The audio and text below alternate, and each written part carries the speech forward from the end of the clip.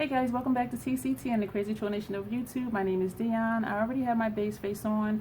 We start here with chapstick. Thank you for being here to help me moisturize my dry lips. So I already have my base face on, and I use the e.l.f. Putty Bronzers as a bronzer and a contour. Tan lines, for me, pulls cool, so that's as a contour. So that's here and under here, and also in the corners here. I have Golden Days from here to here and across my forehead, and I have the e.l.f. Putty Blush in Bali as a cheek color. Have tails on my brows. Thumbs up for that. I'm still like that video when I did the whole look and realized later I didn't do brows. I was like, okay, that was weird. So I'm going to do two different looks again, one on this eye and this eye, and I think these will be looks number, I don't know, 6 and 7, I think. The look on this side we're going to do is from Mel Thompson, and she did this look on March 19th.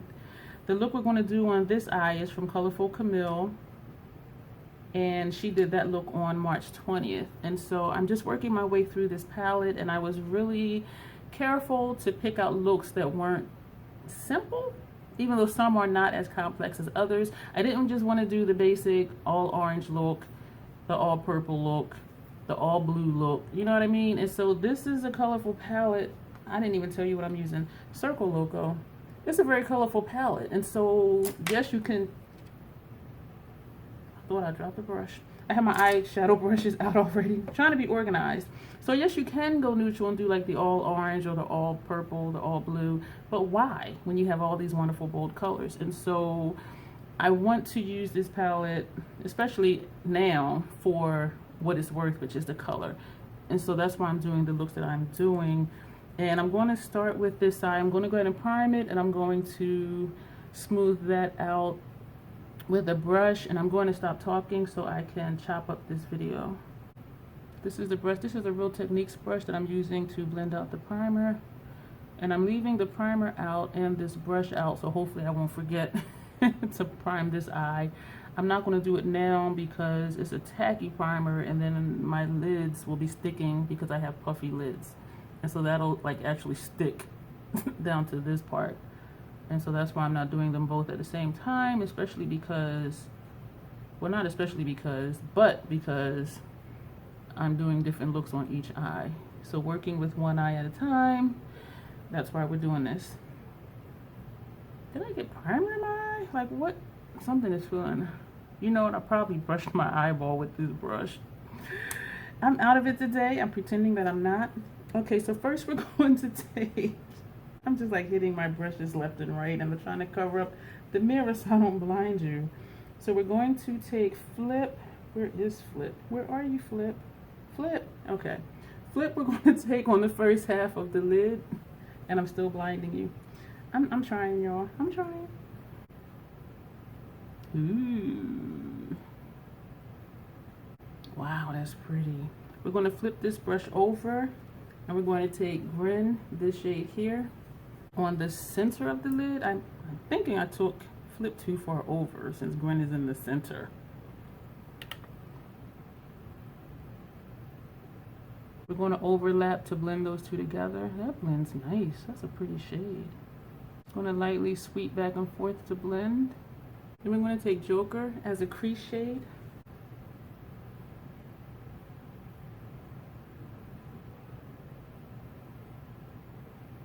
I'm only going to take this like 2/3 of the way over into the crease. And she also took Joker on the lower lash line. So I'm just going to stamp that right here. I'm not sweeping it across my lower lash line because this is a fluffier brush. And if I sweep it with this big brush, the line will be too wide and go further down than I want it to. So that's why I'm stamping it the way that I am. I'm going to feather this over a little bit. I'm going to go back to the side of the brush that has Grin on it and use that to blend this some more, and also to blend the bottom of Joker in the crease. I like that better. It doesn't look as harsh. Then she took Cotton Candy as a transition shade.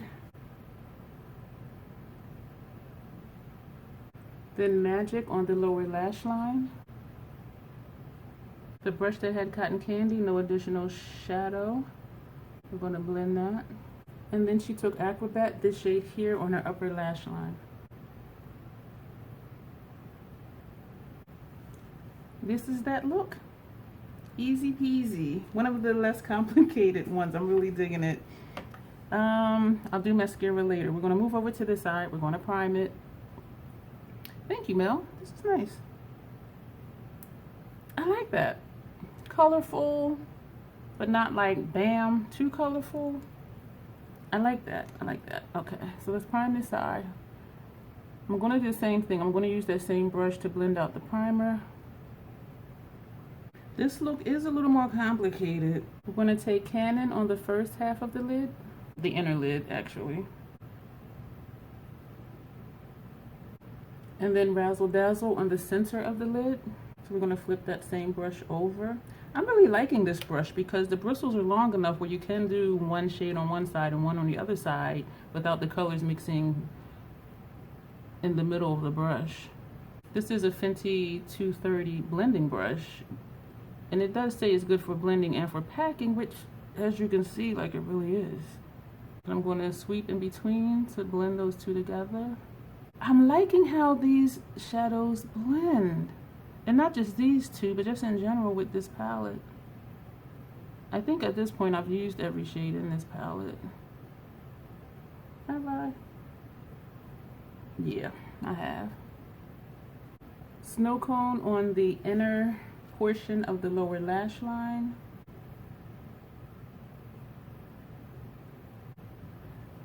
Wow, this was a perfect brush for this because this color is intense, as you can see. Then she carved out the crease with Magic, the shade here, and we're using the Scott Barnes number 61 brush. And we are going to carve out the crease.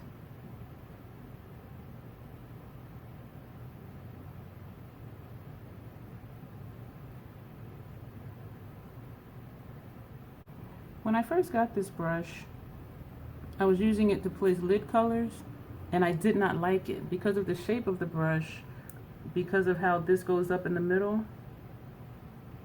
This plastic part goes up in the middle of the brush. I wasn't able to get close to the lash line, and so I went back on the Scott Barnes website and looked at how he used it, and he used it as a crease brush, and I'm like, duh. And so now that I'm using it the way it's intended to be used, like, I actually like it. And as you see, it really does carve out the crease, and you can do blending with it as well. But I was really just like, what is wrong with this shader brush? It's not a shader brush. And they only have numbers on them, so it doesn't say what it's for, which can also cause some confusion for people like me who are easily confused. So we're going to leave that like that for now. She took Act on the outer portion of the lid. And so we're going to fill in this space right here. I'm going to feather it in a little bit to blend. We're going to take the side of the brush that had Razzle Dazzle, and we're going to feather it outward, again, just to blend those two colors together. I'm going to go back with the brush we used for our crease brush and just clean up this line right here. We'll actually just feather it and blend it because I'm not liking how that looked. All right, there we go. Then she used Joker on the top edge of Magic. Was that Magic? Yeah. So I'm very lightly putting this on the top edge. Here's the clean one. So we're going to go in the Joker, and we're going to go over the top edge of Magic. So I'm going to go back with the brush that had Magic on it. No additional shadow right now. I'm just trying to see if I can put some more of that purple back. Then she took Firework and placed that on top of Joker, that line up there. And I'm thinking I need a different brush other than this one. So I'm going to put that back, and I'm going to take a smaller pencil brush. And we're going to put that, which is going to end up as our brow bone highlight color, because there's nowhere else to put it. So this, I'm not liking how this is looking up here. I should have left it the way it was. You know what I'm gonna do? I'm gonna wipe that brush off. I like the lid part. I liked everything until I put Joker and then Firework on it. I'm gonna go in with Cotton Candy. I wipe this brush off because Cotton Candy is a good toned down shade, and we're gonna put that right here because this is just, it's too dark and it's turning muddy for this tiny area right here. And then she took, flipped this shade here and put that on the lower lash line. This I do like better. I wasn't liking how dark this was getting in that small area up there. I like that. I like that underneath. So that is that look. I'm going to take MAC Black Track Fluid Line and we're going to do a thin line. I'm going to try and do a thin line. Alright, so there we have it. We're going to do the Lancome Cils Boost Mascara Primer.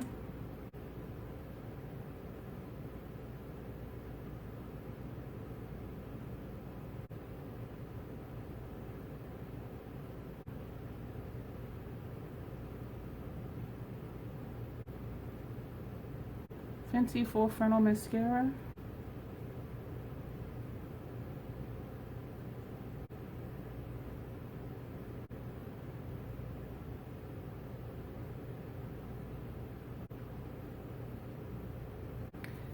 So here is the final look with the eyes. I'm still unsure about that crease shade. Definitely different. If I did it again, I would probably blow out that crease shade a little bit more and then just use Cotton Candy as a brow bone highlight. I wouldn't put Joker above the crease shade. What was that crease shade? The crease shade was Magic. Yeah, so I would do Magic. I would just make that line a little thicker and then put Cotton Candy under my brow. I would just skip Joker altogether. This is the interesting part when you're doing looks, when you're recreating looks that other people have did, because you look at it and you figure out what would I change to make it look better for me, like for my preference and my liking. But it definitely gives me a lot of inspiration. This, even though it looked weird at first with Joker on the outer corner, once I blended it over, like I really like it. In person, it's just kind of like, what? But then as I continue to look at it, I'm like, that's kind of cute. And I'm liking that this is more bare. And so, I like both these looks. I broke my no-buy again. I did. I'm going to do a video of everything I purchased during my no-buy that was not essential. Doing this removes some chapstick. Because sometimes people say, why do you wipe your lips? I'm like wiping off the chapstick I put on at the beginning of the video. I purchased the Stunner in Uncuffed because I thought this would be a nice neutral shade. And I do like it on me, but I think it makes my teeth look a little more yellow. So let me know what you think. So this is just nothing on my lips. And not that my teeth are like pearly white anyway, but I thought this made my teeth look a little more yellow than I think they look. Well, not that I think they look yellow. I think they're more like off-white.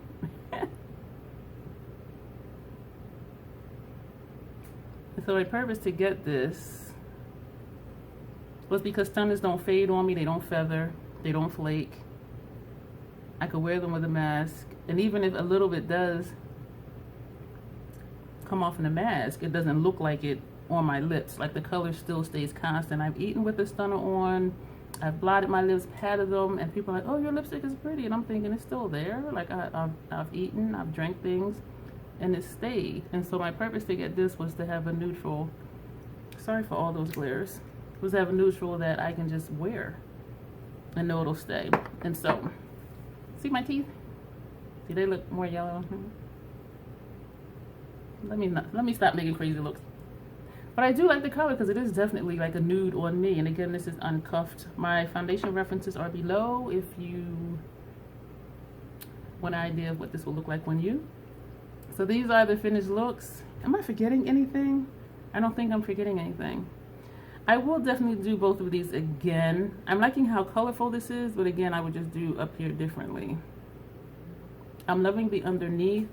I'm going to do a video, not now, explaining what I like about this palette and the different colors in this palette and how they work together, things like that, because I feel like I'm about to get into it, but that's not this video.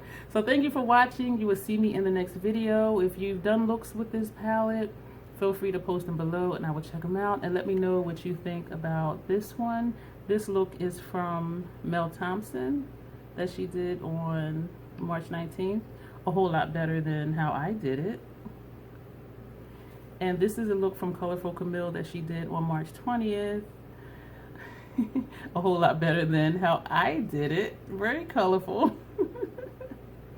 So let me know. I hope I was in frame. So let me know what you're thinking of these two looks.